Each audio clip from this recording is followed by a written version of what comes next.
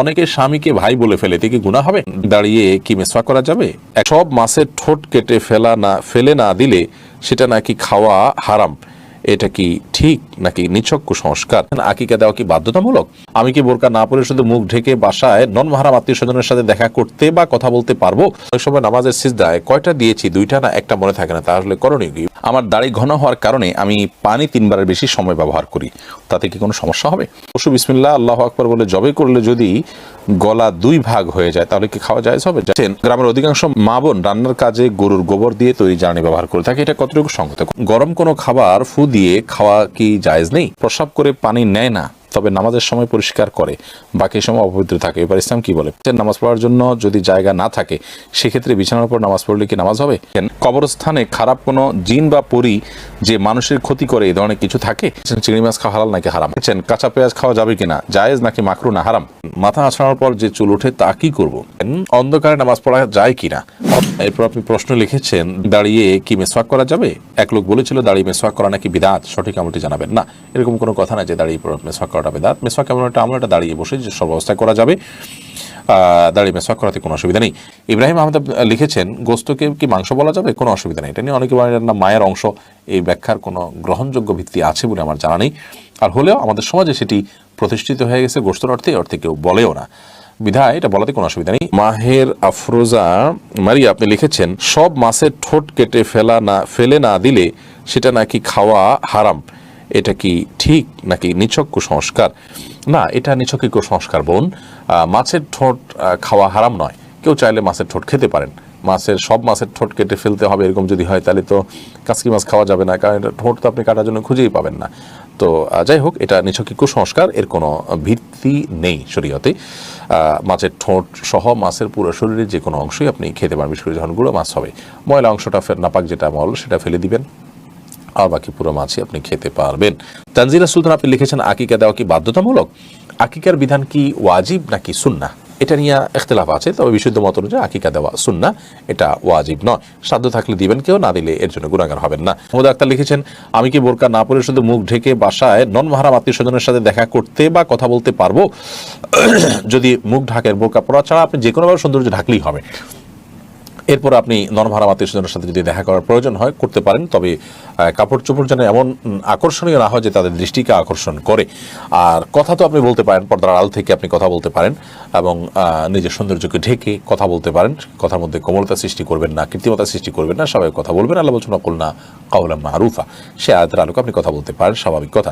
প্রশ্নের আপনি লিখেছেন অনেক সময় নামাজের সিজদায় কয়টা দিয়েছি, দুইটা না একটা মনে থাকে না, তাহলে করণীয় কি? যে সালাতের সিজদা কয়টা দিয়েছেন যদি আপনি নিশ্চিত মনে হয় যে কম দিয়েছেন তাহলে আরেকটা দিবেন, আর যদি কয়টা দিয়েছেন সন্দেহ হয় তাহলে বেশিরভাগ যেটা মনে হয় সেটা করবেন, পরে সিজদা সাউদিয়া নেবেন। আর যদি আপনার 50-50 থাকে যে একটা দিয়েছি দুইটা দিয়েছি, কোনোটাই প্রতি মন প্রবলভাবে টানে না, তাহলে সেক্ষেত্রে আপনি একটা দিয়েছেন অর্থাৎ কমটা ধরে আপনি আরেকটা দিয়ে তারপর সিজদা সাউদিয়া নামাজ শেষ করবেন। নুরুল ইসলাম আইডি থেকে আপনি লিখেছেন আমার দাড়ি ঘন হওয়ার কারণে আমি পানি 3 বারের বেশি সময় ব্যবহার করি, তাতে কি কোনো সমস্যা হবে? 3 বারই যথেষ্ট হবে। আপনি একবার নিয়ে যখন খুব ভালো করে ডলবেন, এরপর দ্বিতীয়বার ডলবেন এবং তৃতীয়বার ডলবেন, ইনশাআল্লাহ বিদিনিল্লাহ। এভাবে 3 বার ডলার মাধ্যমে আশা করছি যে যথেষ্ট হয়ে যাবে ইনশাআল্লাহ বিদিনিল্লাহ। আমি শাহিন আপনি লিখেছেন পশু বিসমিল্লাহ আল্লাহু আকবার বলে জবে করলে যদি গলা 2 ভাগ হয়ে যায় তাহলে কি খাওয়া জায়েজ হবে? জায়েজ হবে, কোনো অসুবিধা নেই। আমাদের অনেকে মনে করেন যে 2 ভাগ হলে খাওয়া জায়েজ নয়, এরকম সঠিক নয়। তবে হ্যাঁ, ইচ্ছাকৃতভাবে 2 ভাগ করা জায়েজ নয় এবং সুন্নাহ নয়। এসে তালুকদার আপনি লিখেছেন গ্রামের অধিকাংশ মা বোন রান্নার কাজে গরুর গোবর দিয়ে তৈরি জ্বালানি ব্যবহার করে থাকে, এটা কতটুকু সঙ্গত? কোনো অসুবিধা নেই। গরুর গোবর তো আগুনে পুড়িয়ে ভস্ম করে ফেলা হচ্ছে, খাবারের মধ্যে তার ঢুকছে না, কোনো অসুবিধা নেই। ফারিয়া বেগম আপনি লিখেছেন গরম কোনো খাবার ফু দিয়ে খাওয়া কি জায়েজ নেই? যেমন চা বা গরম কোনো তরকারি ভাত ফু দিয়ে খাওয়া, এটা কতটুকু সঠিক? গরম কোনো কিছু এটা আপনার ফু দেওয়া হাদিসে নিষেধ আছে, এবং আলহামদুলিল্লাহ নবী করিম সাল্লাল্লাহু আলাইহি সাল্লামের অনেক আদেশ নিষেধের ব্যাপারে পরবর্তীতে সায়েন্স প্রমাণ করেছে যে সেগুলো যথার্থ এবং বিজ্ঞানসম্মত, এবং সেগুলো মানার মধ্যেই আমাদের কল্যাণ নিহিত আছে। তো বিজ্ঞানের সেটা প্রমাণ হোক বা না হোক, নবী করিম সাল্লাল্লাহু আলাইহি সাল্লামের নির্দেশনা সেটি ওহীর মাধ্যমে আসছে। বিজ্ঞান তো মানুষের গবেষণা মাত্র, এটা নবী করিম সাল্লাল্লাহু আলাইহি সাল্লামের নির্দেশনাকে সার্টিফাইড করতে পারে না। আমি শুধুমাত্র বোঝার সুবিধার জন্য বললাম। যাই হোক, তো গরম খাবারে ফু দিয়ে বা কোনো খাবারে ফু দিয়ে সেটাকে ঠান্ডা করা তারপরে খাওয়া, এটা জায়েজ না, এটা নিষেধ আছে হাদিসে। এটা স্বাস্থ্যের জন্য ক্ষতিকর। আমাদের শ্বাস প্রশ্বাস এর সাথে এর অনেক সম্পর্ক আছে এবং এর ফলে অনেকভাবে আমরা ক্ষতিগ্রস্ত হতে পারি। তো এই জন্য ফু দেওয়া নিষেধ। আমরা গরম করার জন্য কোনো কিছু দিয়ে বাতাস করতে পারি অথবা অপেক্ষা করতে পারি, তারপর আমরা খাবো। আর গরম খাওয়াও একবারে খুব বেশি গরম খাবারও গ্রহণ করতে হাদিসে নিষেধাজ্ঞা আছে। চা, তরকারি বা ভাত যেটাই হোক, এটাতে ফু দেবো না আমরা, হয় অপেক্ষা করবো আর নাহলে অন্য কিছু দিয়ে বাতাস করবো।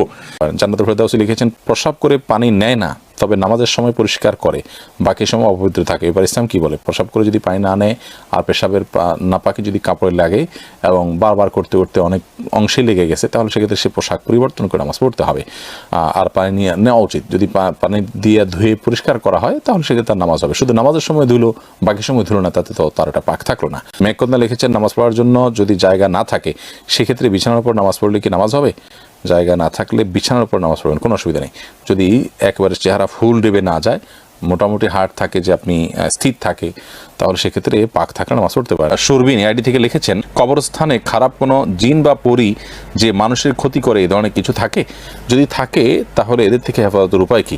কবরস্থান বলে কোনো কথা নয়, যেখানে নির্জন জায়গা, লোকজনের খুব একটা যাতায়াত নেই, এরকম জায়গায় দুষ্ট জিনের প্রভাব বেশি থাকে। সেটা কবরস্থান হতে পারে, সেটা কোনো আপনার কি বলে বন জঙ্গল হতে পারে, সেটা কোনো পরিত্যক্ত ঘর বাড়ি হতে পারে, সেটা অন্য যে কোনো কিছু হতে পারে। যথাসম্ভব এগুলোতে যদি গমন করেন, নিজের কাজ সেরে খুব দ্রুত সেরে আসবেন এবং দোয়া, ইস্তেগফার এগুলো পড়তে থাকবেন। দুষ্ট জিন এর উপদ্রব থেকে বাঁচার জন্য 15টি আমল, এবং দুষ্ট জিন এবং শয়তান থেকে বাঁচার জন্য 15টি আমল, এই বিষয়ে একটা ভিডিও আমাদের আছে, সেটা দেখে নিতে পারেন বিস্তারিত। তামিম আহমেদ আপনি লিখেছেন, চিংড়ি মাছ খাওয়া হালাল নাকি হারাম? হালাল, এটা হারাম হওয়ার কোনো কারণ নেই। আকরাম সর্দার আপনি লিখেছেন, কাঁচা পেঁয়াজ খাওয়া যাবে কিনা, জায়েজ নাকি মাকরু না হারাম? কাঁচা পেঁয়াজ খাওয়া জায়েজ, তবে মসজিদে যাওয়ার আগে কাঁচা পেঁয়াজ খেয়ে যাওয়া এটা মাকরু, কারণ তখন সেই দুর্গন্ধে ফেরেশতাদের কষ্ট হয়, মানুষের কষ্ট হয়। নাজমা আক্তার আপনি লিখেছেন, মাথা আঁচড়ানোর পর যে চুল ওঠে তা কি করব?